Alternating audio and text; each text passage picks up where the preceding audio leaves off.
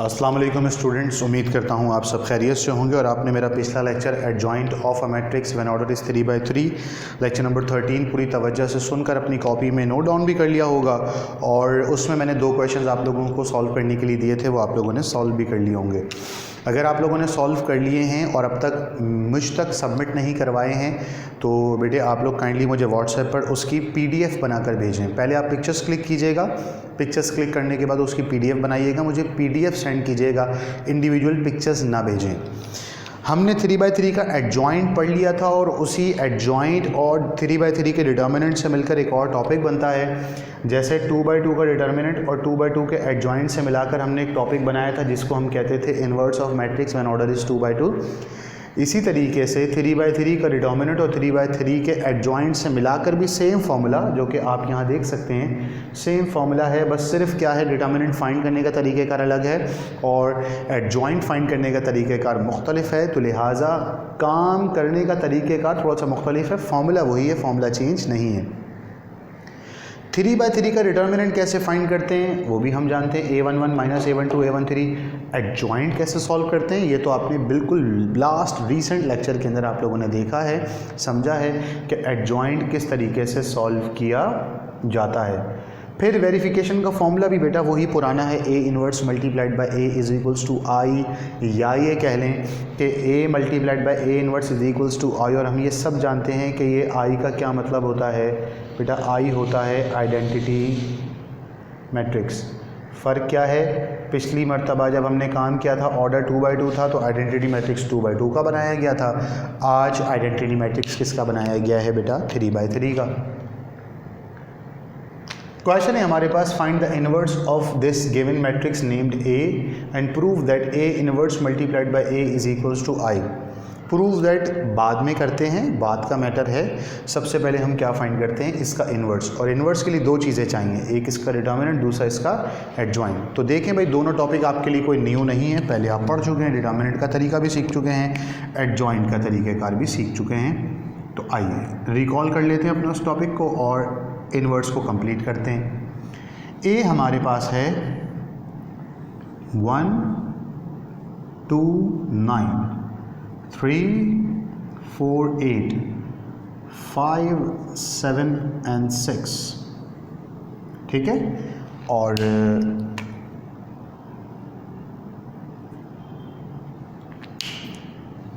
जो हमारा सिलसिला बनता है डिटर्मिनेंट का, तो वो पहले आएगा बेटा 1, फिर एक 2/2 का डिटर्मिनेंट, फिर सेंट्रल वैल्यू की साइन चेंज कर देते हैं, नेगेटिव होती तो पॉजिटिव कर देते हैं, पॉजिटिव होती तो नेगेटिव कर देते हैं।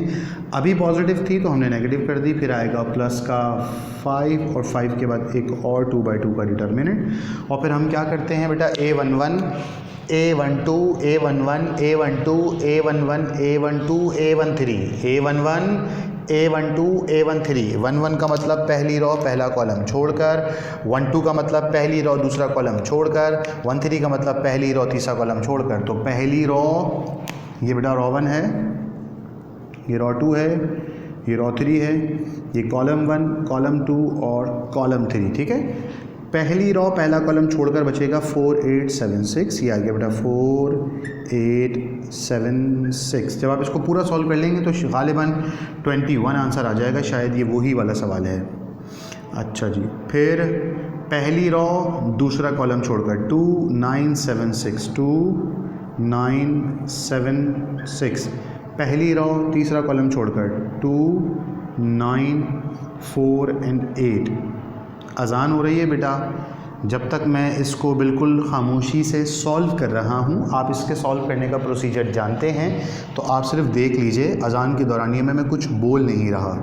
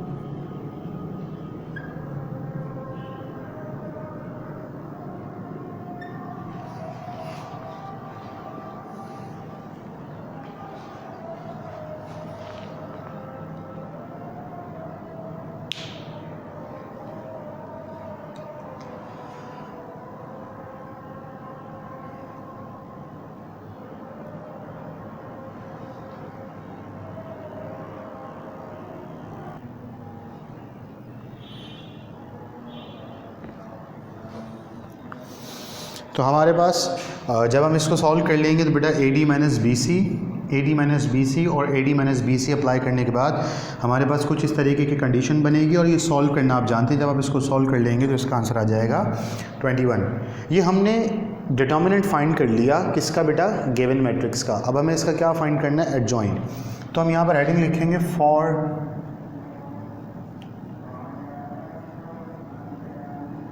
Adjoint of a matrix. वो भी आप सब लोग जानते हैं एडजॉइंट ऑफ अ मैट्रिक्स कैसे फाइंड आउट किया जाता है। उसके लिए कंडीशन बनती है बेटा A11, A12, A13, A21, A22, A23, A31, A32, A33। ठीक है, ये हमारे पास कंडीशन बन जाती है। ये डिटर्मिनेंट सिंपल होता है, इसके बाद माइनस लगता है। सही है भाई, ये डिटर्मिनेंट भी हमारे पास सिंपल रहेगा। इसके बाहर क्या लगेगा, माइनस। सिंपल डिटर्मिनेंट, इसके बाहर लगेगा माइनस। फिर सिंपल डिटर्मिनेंट, इसके बाहर लगेगा माइनस।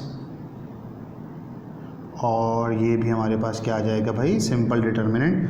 और गुज़िश्ता लेक्चर में आप लोग ये सीख चुके हैं कि ये A11, A12, A13 का क्या मतलब होता है, इसे किस तरीके से सॉल्व किया जाता है, ये सब आप लोगों के इल्म में ये चीज़ें मौजूद हैं।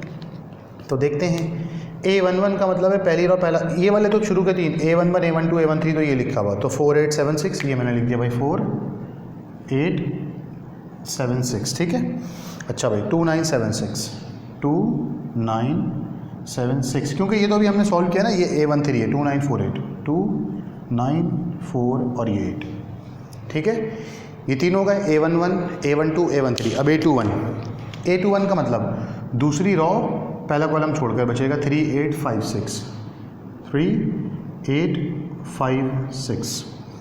दूसरी रो दूसरा कॉलम छोड़ के बचेगा 1956। ठीक है, दूसरी रो तीसरा कॉलम छोड़ के बचेगा 1938। अब आ गए हम 31 पर।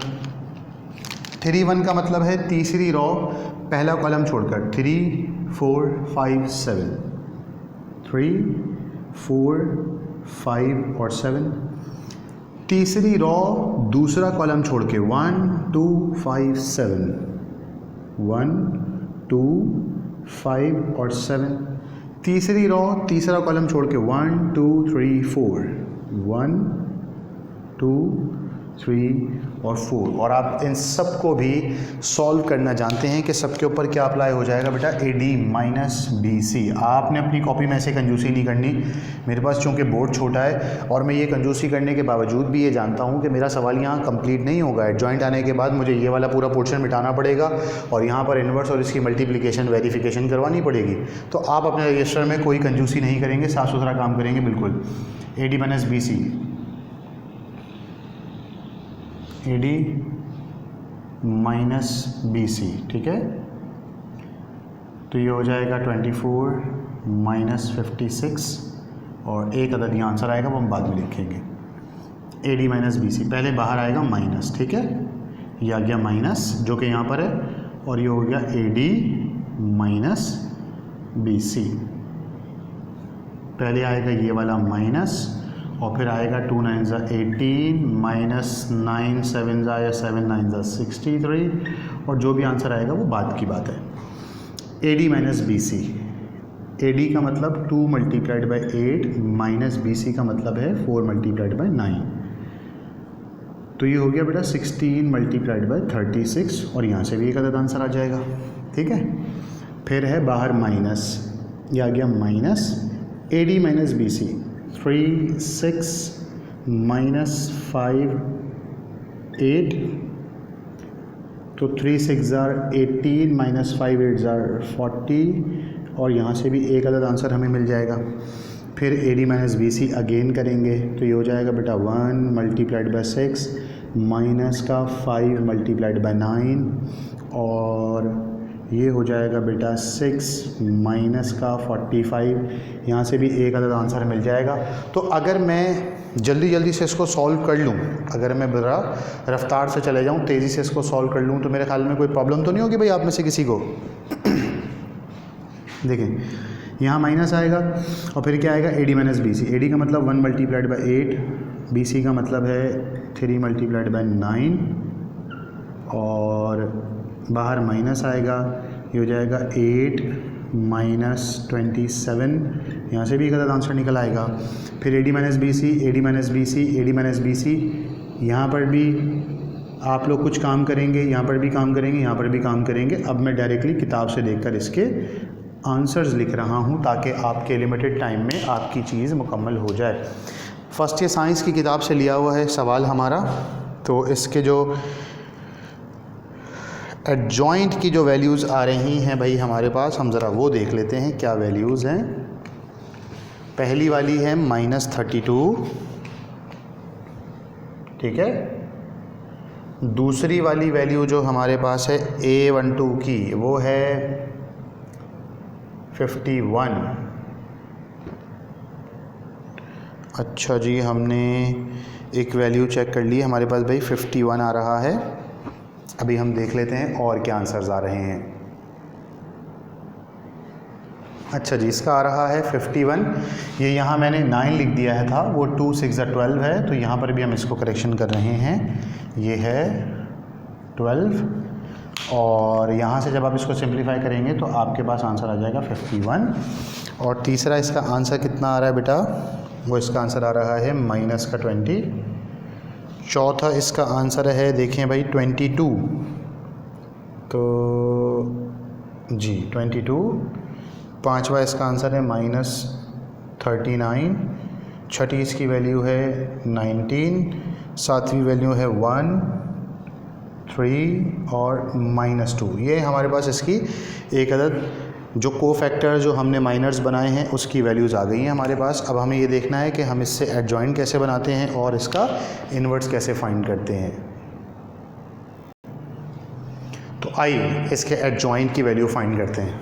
मैं लिख रहा हूँ भाई, एडजॉइंट ऑफ A बराबर होता है A11, A12, A13 के। A11 है -32, फिर है 51, फिर -20, फिर 22, -39 एंड 19 और फिर है 1, 3, -2। और फॉर्मूले के मुताबिक इस सब के ऊपर होता है बेटा ट्रांसपोज।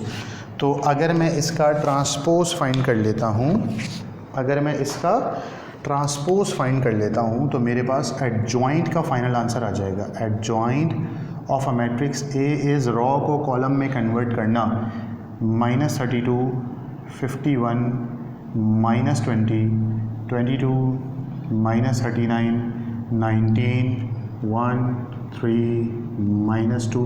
ये हमारे पास एडजॉइंट आ गया। और फिर हम उठाकर इसको किस में पुट करेंगे, A इन्वर्स के फॉर्मूले में पुट कर देंगे। A इन्वर्स का फॉर्मूला होता है 1 determinant multiplied by adjoint of the given matrix. तो अगर हमने इसको वैल्यूज़ को उठाकर पुट कर दिया तो A इन्वर्स का आंसर आ जाएगा 1 डिटर्मिनेंट का आंसर आया था 21 और एडजॉइंट का आंसर ये रहा -32, 51, -20, 22, -39, 19, 1, 3, -2। ये किस चीज़ की वैल्यू आ गई बेटा, A इन्वर्स की वैल्यू आ गई है। किसकी वैल्यू आ गई बेटा, ये हमारे पास A इन्वर्स की वैल्यू आ गई। लेकिन हमें सिर्फ A इन्वर्स तो नहीं फाइंड करना, हमें तो कंडीशन प्रूफ करनी है। तो हम यहाँ पे लिखेंगे टू प्रूव दैट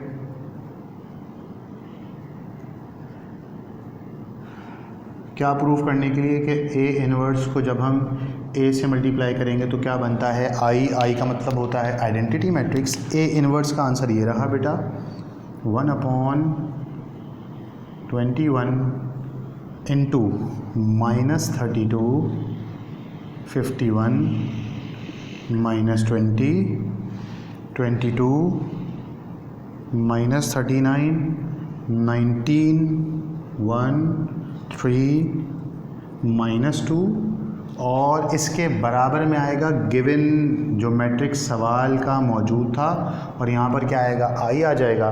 तो जो सवाल का मैट्रिक्स था बेटा वो था कुछ इस तरीके से 1 2 9 3 4 8 5 7 और 6।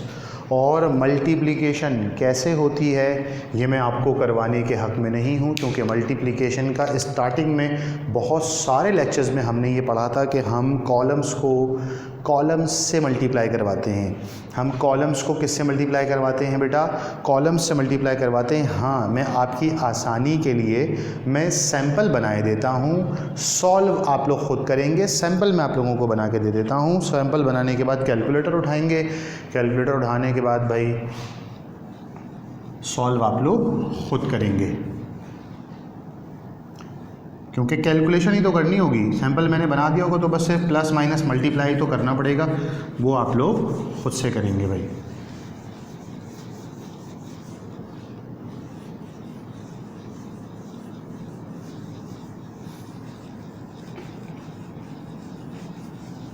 चलें, हम हमेशा देखते हैं कि बेटा दूसरे मैट्रिक्स में कितने कॉलम्स हैं। तो यहाँ पर कितने कॉलम्स हैं, 3 कॉलम्स। जितने दूसरे मैट्रिक्स में कॉलम्स होते हैं उतनी मर्तबा पहला मैट्रिक्स लिखा जाता है। दूसरे मैट्रिक्स में जितने कॉलम्स होते हैं उतनी मर्तबा क्या लिखा जाता है, पहला मैट्रिक्स। तो आइए करते हैं। और इस 1/21 का क्या करेंगे, इसका कुछ भी नहीं करेंगे भाई। 1/21 ऐसा ही रहेगा अगले स्टेप्स तक, ठीक है, जब तक के आंसर नहीं आ जाता 1/21 ऐसा ही रहेगा। ये वाला मैट्रिक्स कितनी बार लिखेंगे, 3 बार। -32 51 20 ब्रैकेट्स, फिर +22 -39 19 ब्रैकेट्स, फिर +1 +3 -2 ब्रैकेट्स। ये एक बार लिख लिया, थोड़े से स्पेस के बाद यही दोबारा लिखेंगे। माइनस का 32 51 और 20, फिर प्लस का 22 माइनस का 39 प्लस का 19, फिर थोड़ा सा स्पेस, ठीक है, सॉरी पहले भी ये रह गया, +1 +3 -2 ये बना लिया। थोड़े से स्पेस के बाद फिर यही कॉपी करेंगे, माइनस का 32 51। अब आप समझ गए होंगे मैं पूरा का पूरा करवाने के हक़ में क्यों नहीं हूँ, इतना लंबा काम मैं करने की बिल्कुल मूड में नहीं हूँ, और सुबह से लेक्चर रिकॉर्ड कर के इंतहाई थक गया हूँ। ये आज का लास्ट लेक्चर रिकॉर्ड हो रहा है मेरा। फिर है प्लस का 1 और प्लस का 3 माइनस का 2 और ये ब्रैकेट क्लोज, और यहाँ पर आएगा आई। पहले हम चेक कर लें कि यहाँ तक स्क्रीन दिखाई दे रहा है स्क्रीन में कि नहीं। अच्छा जी, तो अब आपको यहाँ तक स्क्रीन में दिखाई दे रहा है, ठीक है भाई। अब एक एक करके वैल्यू पुट करनी है, यहाँ से एक एक वैल्यू उठाएंगे, यहाँ पुट कर देंगे। पहली वैल्यू क्या है इसके अंदर, 1, तो यहाँ भी 1, यहाँ भी 1, यहाँ भी 1 पूरे कॉलम में। फिर क्या है, 3 नहीं, रॉ नहीं, रॉ की तरफ नहीं जाना, कहाँ पे रहना है, कॉलम पे रहना है। कॉलम में है 2 2 2 2, फिर कॉलम में 9 9 9, फिर 3 4 8, तो पहले में 3, दूसरे में 4, तीसरे में 8, फिर 5 7 6 5 7 6 है ना भाई, बहुत आसान और क्विक सा स्टेप। अब इसके बाद आपने इसको भाई यहाँ पर प्लस माइनस करके सॉल्व करवाना है एक लंबे चौड़े स्टेप के अंदर। ये आप करेंगे, जब आप इसको सॉल्व कर लेंगे ना तो यहाँ पर इसको सिंप्लीफाई वगैरह करने के बाद यहाँ बनेगा 21 0 0 0 21 0 0 0 और 21 इज इक्वल्स टू आई, और फिर बाहर वाला 21 अंदर चला जाएगा, तो ये बन जाएगा कुछ इस तरीके का 21/21 0 0 0 21/21 0 0 0 21/21, और जब ये कैंसिलेशन हो जाएगी तो ये बन जाएगा बेटा 1 0 0 0 1 0 और 0 0 1 और ये बराबर होता है आइडेंटिटी मैट्रिक्स के, तो जाके आपकी कंडीशन प्रूफ हो जाएगी। लेंथी प्रोसीजर है लेकिन मुश्किल बिल्कुल भी नहीं है। ये मैंने आपके लिए पूरी स्क्रीन छोड़ दी है, स्क्रीन के ऊपर इस वक्त पूरा प्रोसीजर सॉल्व किया हुआ है मैंने। आप लोग पूरी तवज्जो से देख लें बेटा कि किसी किस्म की कोई प्रॉब्लम ना क्रिएट हो। तो आप लोगों को ये अंदाज़ा है कि मैंने पूरा बोर्ड मिटा के यानी 2 बोर्ड लगा के सवाल करवाया है, तो बोर्ड के एग्ज़ाम में इस काम को करने की अपनी एक ख़ास अहमियत होगी, अपना एक ख़ास मामला होगा। बोर्ड के एग्ज़ाम में सवालात आते हैं इस तरीके के, कॉमर्स वालों के भी इम्तहान में सवालात आए हैं, लेकिन कॉमर्स रेगुलर वालों का इस तरीके के सवालात नहीं आते। हाँ, कॉमर्स प्राइवेट वालों के सवालात भी आए हैं और सप्लीमेंट्री वालों के, फेलियर वालों के पेपर में भी आए हैं सवालात, लेकिन बहुत कम, पिछले 20 साल में शायद 1-2 मरतबा। लेकिन साइंस वालों के एग्ज़ाम में ऐसे सवालात पिछले 20 साल में आपको 4-5-6 जगह दिखाई दे देंगे, यानी कि ऐसे सवालात आप लोगों के आम तौर पर एग्ज़ाम का हिस्सा हैं। सेक्शन सी में आते हैं 7.5 मार्क्स के लिए। तो क्लास कॉमर्स का टॉपिक हो या क्लास साइंस का टॉपिक हो, मैंने यहाँ पे लिखा हुआ दोनों का कॉमन चैप्टर चल रहा है। फर्स्ट ईयर साइंस कॉमर्स में लिख देता हूँ, दोनों का कॉमन चैप्टर चल रहा है मैट्रिसेस। जैसे ही मैट्रिसेस का चैप्टर कंप्लीट हो जाएगा इंशाल्लाह 3-4 लेक्चर्स 5 लेक्चर्स में, कॉमर्स का चैप्टर छोटा है मैट्रिसेस का, इसके बाद 1-2 टॉपिक्स हैं कॉमर्स वालों की क्लासेस, फिर मैट्रिसेस से हट के अलग टॉपिक पे चले जाएंगे। साइंस वालों की किताब में अभी ये चैप्टर और मज़ीद है। लेक्चर नंबर 14 अभी चल रहा है हमारा, करीबन 2022 तक हमारा यही 5-6 लेक्चर 7 लेक्चर तक अभी यही चैप्टर कंटिन्यू रहेगा। तो बेटा यहाँ तक के टॉपिक की आप लोगों ने बहुत अच्छे से प्रैक्टिस कर लेनी है और इंशाल्लाह आप लोगों के साथ वेरी सून एक और इसी तरीके का वीडियो लेक्चर लेकर हाज़िर हो जाऊँगा, जिसमें हम मैट्रिसेस के चैप्टर के इसके आगे के केसेस पढ़ेंगे। टिल देन अपने घर वालों का बहुत ज़्यादा ख्याल रखें, अपने इर्द गिर्द माहौल का बहुत ज़्यादा ख्याल रखें। मुझे, मेरे पेरेंट्स को, मेरी पूरी इंस्टीट्यूट की टीम को अपनी ख़ास दुआ में याद रखें। अल्लाह आप सब का मुहाफ़िज़ व निगहबान हो। अल्लाह हाफ़िज़ व नासिर।